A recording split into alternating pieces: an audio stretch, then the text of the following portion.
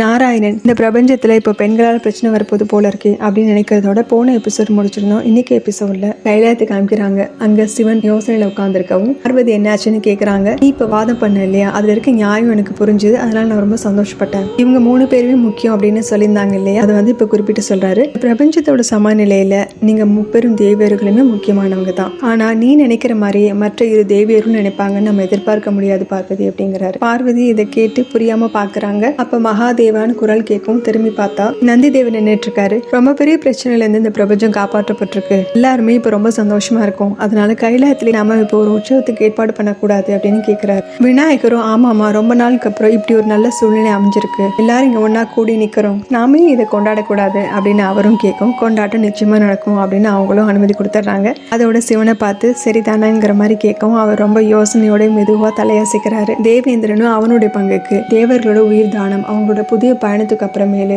இதை விட ஒரு சிறந்த சந்தர்ப்பம் அமையாது கொண்டாட்டத்துக்கு அப்படின்னு சொல்ல சிவன் கேட்கிறாரு. நீ கைலாயத்துல இப்ப கொண்டாட்டத்தை ஏற்பாடு பண்ணணும்னு நினைக்கிறேன்ல, இதுக்கு காரணம் இது மட்டும் தானா அப்படின்னு சிரிச்சுக்கிட்டே கேட்கவும் தேவேந்திரனும் ரொம்ப தயங்கி பேசுறான். உங்களுக்கு தான் எல்லாம் தெரியுமே, அசுரர்கள் தேவலோகத்தை மாத்தி அமைச்சிட்டாங்க. இப்போ திரும்ப விஸ்வகர்மா அவரோட திறமையினால எல்லாத்தையும் மாத்தி அமைச்சிட்டு இருக்காரு. அதனால கொண்டாட்டத்தை நம்ம அங்க வச்சுக்க முடியாது.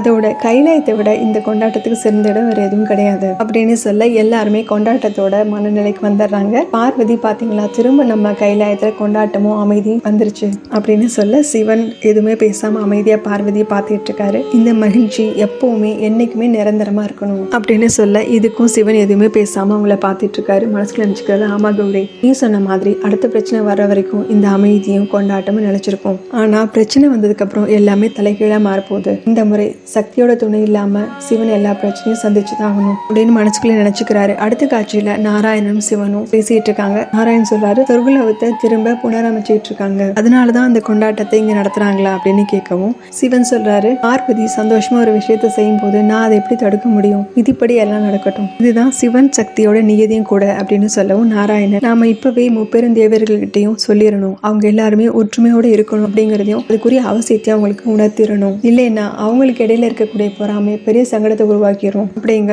சிவன் வந்து இல்ல, நிச்சயமா இதனால தான் மகாகாளி எல்லா சங்கடங்களையும் எதிர்கொள்ள தயாராயிட்டா அப்படின்னு சொல்லவும் நாராயணன் புரியாம அப்படின்னான்னு கேட்கிறாரு. அது நமக்கு நல்லாவே தெரியும், மகாகாளி தான் காலச்சக்கரத்தை இயக்குறா, இந்த செயலால தன்னை பரீட்சிக்கவும் விரும்புறா அப்படின்னு சொல்லவும் நாராயணன், இந்த பரீட்சைக்கு நீங்க என்ன விலை கொடுக்கணும் அப்படிங்கறதும் காளி என்ன விலை கொடுக்கணுங்கிறதும் உங்களுக்கு தெரியும், இருந்தும் நீங்க ஏன் உங்களை தடுக்கல சொல்லுங்க அப்படிங்கிறாரு. அதுக்கு சிவன் ரொம்ப தீர்க்கமா சொல்லாரு, நம்பிக்கையையும் தைரியத்தையும் மகாகாளிக்கு உணர்த்திருக்கா, அது எனக்கு தெரியும். சிவன் சக்தியோட உறவுல எவ்வளவு கஷ்டங்கள் வந்தாலும் அது எல்லாத்தையுமே மகாகாளி சரி செஞ்சு சிவன் மற்றும் பார்வதியோட உறவை திரும்ப நல்ல விதமா தூங்கி வச்சிருவா, இதுதான் காரணம் அப்படின்னு சொல்றாரு. இதோட இந்த எபிசோட் முடியுது. அடுத்த எபிசோட்ல பார்க்கலாம். சேனல் லைக் பண்ணுங்க, ஷேர் பண்ணுங்க, சப்ஸ்கிரைப் பண்ணுங்க, பெல் பட்டனை பிரஸ் பண்ணுங்க. தேங்க்யூ.